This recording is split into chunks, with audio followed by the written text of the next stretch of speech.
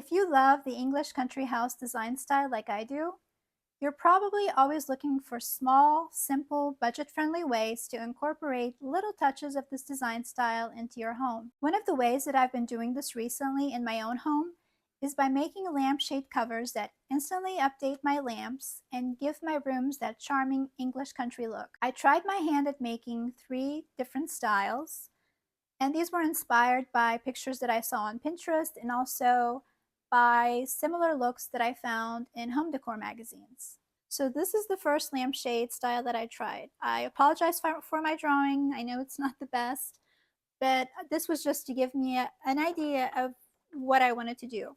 So this one is a gathered shade. I did use elastic up here to create these gathers, and then I decided to trim it with some pom-pom trim that I had in my stash.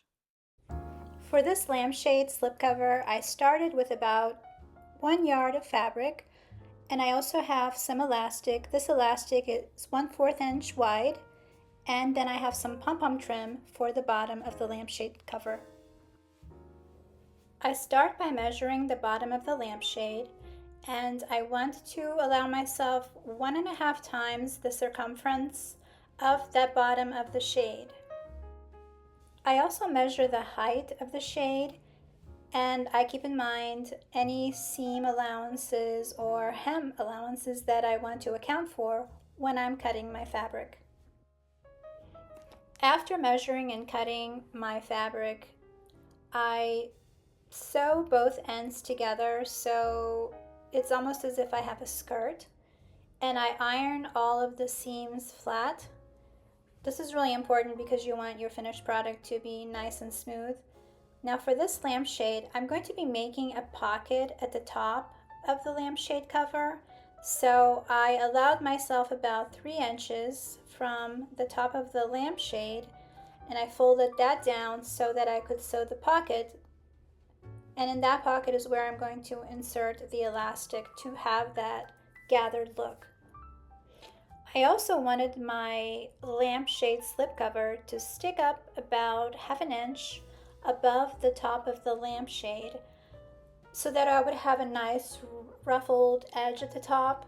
So I accounted for that when I was measuring and pinning my fabric as well.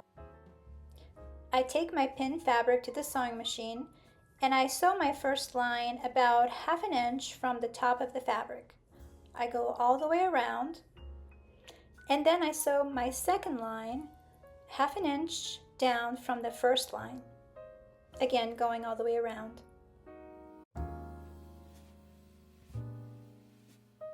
By sewing these 2 lines, I now have a 1/2 inch wide pocket where I'm going to be inserting my elastic. To do this, I take my seam ribber and I removed the stitches from the seam along the pocket.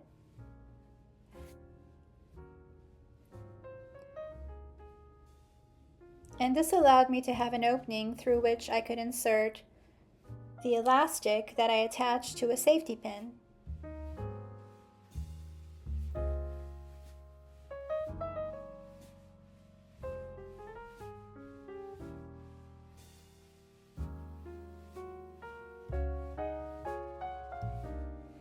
I take my time and I move the elastic through the pocket, making sure to keep it flat. Now at this point, I hadn't cut the elastic to the size that I wanted. It was still in the spool that I had bought it in because I wasn't sure how snug the lampshade slipcover needed to be. So I just threaded the elastic through the entire length of the slipcover, and then I take it to the actual lampshade so that I can measure how long I want the elastic to be.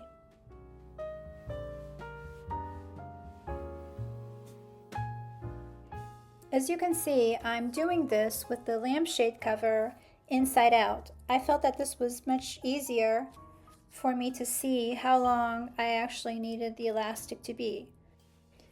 I take my time moving the elastic through the slipcover and making sure that the pleats are arranged nicely And when I feel that it's snug enough, then I mark it with my finger, I cut it, and then I take it to the sewing machine to sew the two ends of the elastic together. When I measured the height of my fabric, I was very generous, so because of this, I had a lot of extra fabric at the bottom. I could probably have made this lampshade with half a yard of fabric instead of the 1 yard that I used because I did waste a lot, but it was my first one and I didn't want to make a mistake. So to determine the final height of the lampshade cover, I put it back on the lampshade and I measured so that it would extend past the bottom of the lampshade about 1 inch. While I was doing that, I decided to pin the pom-pom trim at the same time.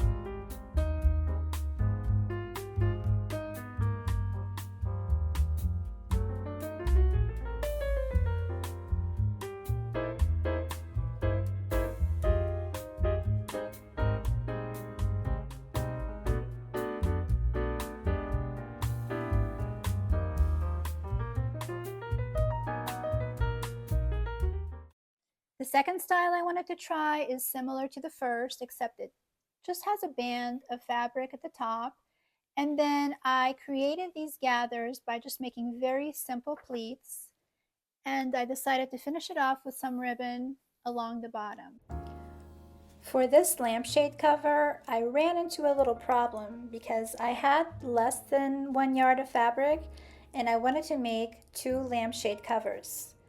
So while typically you want to have at least 1.5 times the circumference of the bottom of the shade, I didn't have enough fabric for that, so I went about 1 time the circumference plus about 5 or 6 inches because that's all I had to work with. I actually like the way that looked because it made for a more fitted shade, which I actually preferred.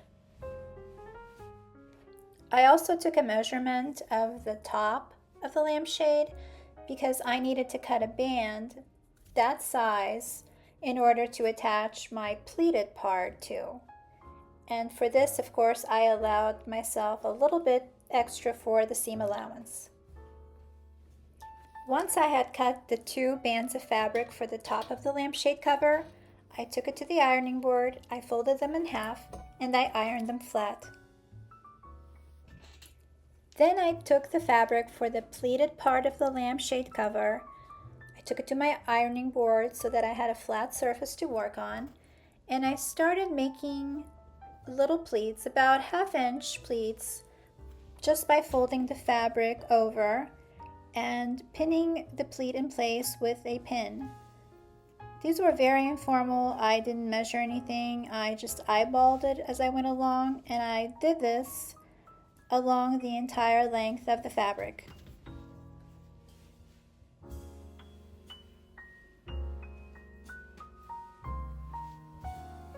When I reached the end of the fabric, I took one of the bands and I held it up against the pleated section that I had just finished just to gauge the size, and it was pretty close. There was a little bit of extra fabric on the ends, but I could easily account for that when I sewed my seam allowance. I took the pleated fabric to my sewing machine and I proceeded to sew down the pleats. I had to do this very slowly because there were a lot of pins and I wanted to make sure that the pleats were nice and flat on both sides of the fabric. So I just took my time and I move down the entire length of the fabric.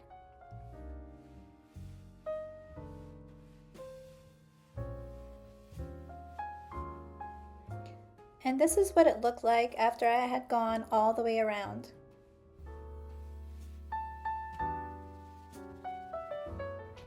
Now it was time for me to attach the band to the pleated section of the fabric.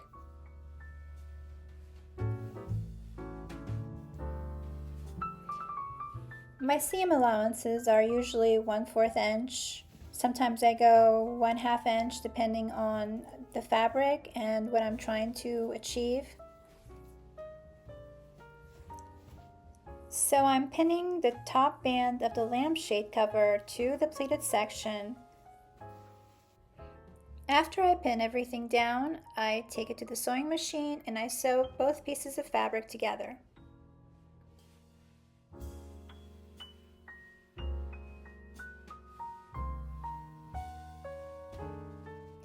I then took the lampshade slipcover to the lampshade that I was making it for, and I wrapped it all the way around so that I could determine where I needed that seam to be. Now, as you can see, I ended up with some extra fabric on the sides. In other words, the pleated section of the lampshade slipcover was wider than the tab at the top, but I just compensated for that by cutting off, well, first by sewing my seam and then cutting off any extra on the edges, and that worked out just fine. I was having a lot of trouble with this fabric fraying on the edges, and my machine doesn't have a serger, so I decided to do a zigzag stitch along that seam just to reduce some of the fraying. To determine where the bottom hem would be, I put the slipcover back on the lampshade and I measured so that it would extend about 1 inch past the bottom of the lampshade. I also decided to attach the green ribbon to the bottom of the hem at the same time.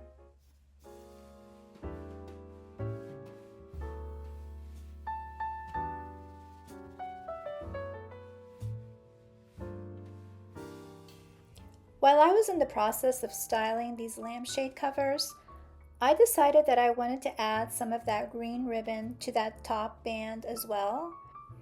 I thought that made the lampshade slipcover look more finished. At this point, I was running short on time, so I decided to grab my glue gun and very sparingly apply 2 strips of hot glue along that top band. And then I went along and very carefully, so as not to burn my fingers, applied the ribbon to that top band.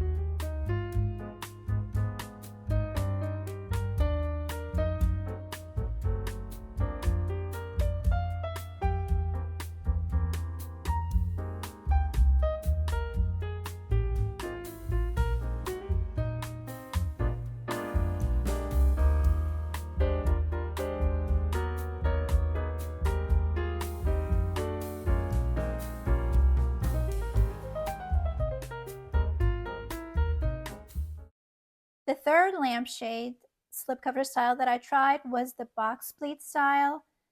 This one, I wasn't really sure how to go about making it. I looked at a lot of pictures and I did some research online, and I finally came across a blog post.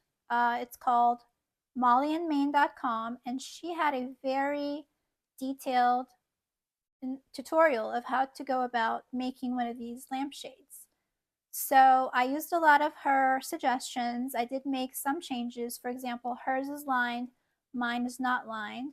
But I think I came up with a very good variation of this lampshade slipcover.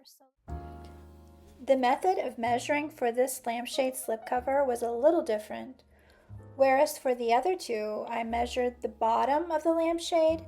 For this one, the instructions said to measure the top of the lampshade and go 3 times the circumference of that top measurement. For the height, I wanted my box pleat slipcover to stick up about 1 inch above the top of the lampshade, so I measured accordingly.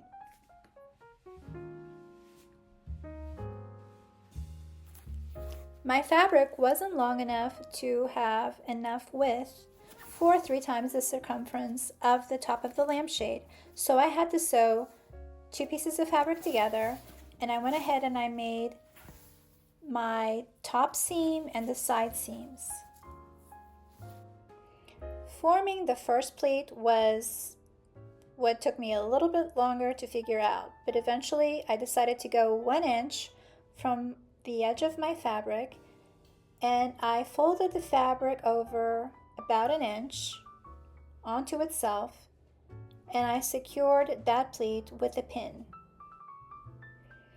After I had pinned that first pleat, I measured 2 inches from the edge of the fabric, and now I folded the fabric under about 1 inch so that it would meet the back of that first pleat that I created.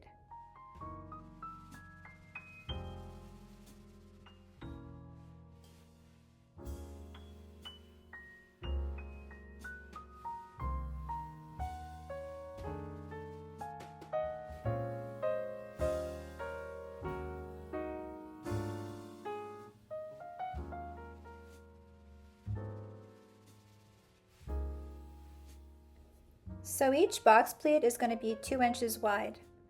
Now that I have my first full pleat, I'm going to again measure 2 inches from the edge of the pleat that I just created. And at the 2-inch mark, I'm going to stick a pin.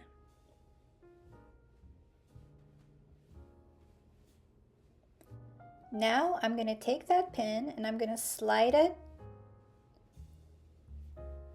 and fold it over the front of the fabric so that that pin meets the end of that first pleat that I created. And once it meets, I'm going to pin it in place.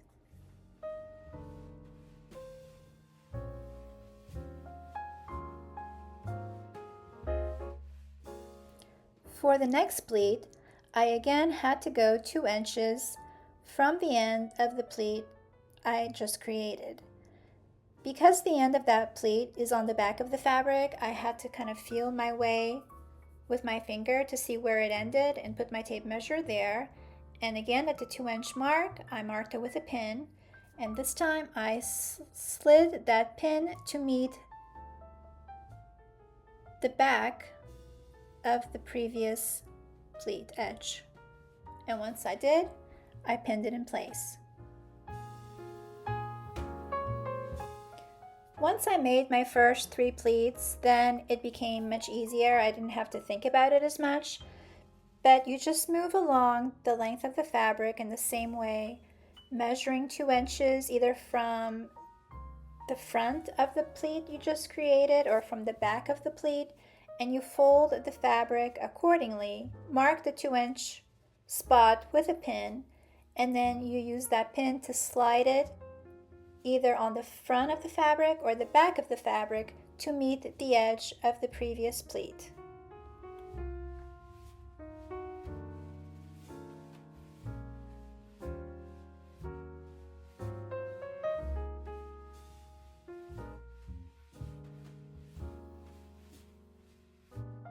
As you can see, the box pleats are taking shape.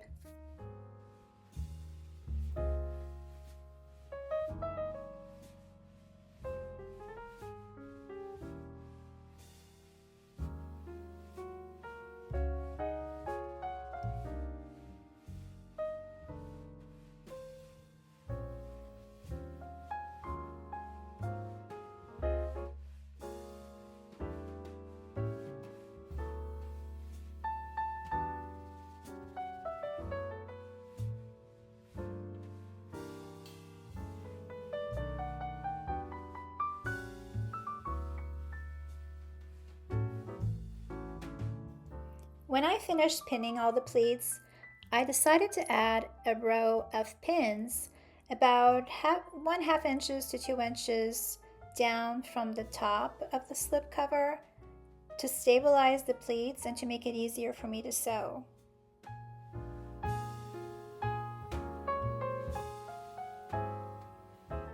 I measured 1 inch from the top of the slipcover and I started to sew my first line.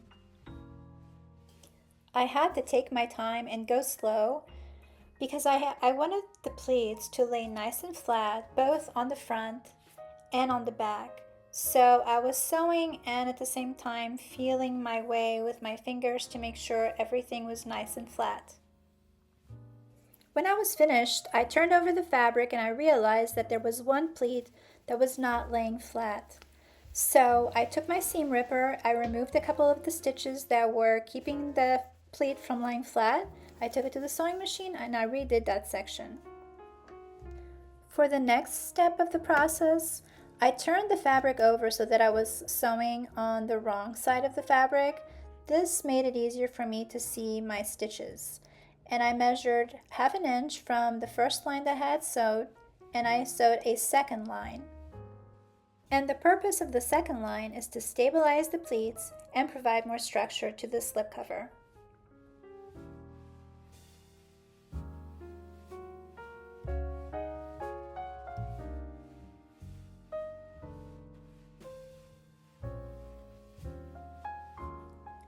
Next, it was time to pin and sew the bottom hem. Afterwards, I took the slipcover to the ironing board and I made sure to iron all the pleats nice and smooth. This is a very important step so that your pleats will lay nicely once you put it on your lampshade.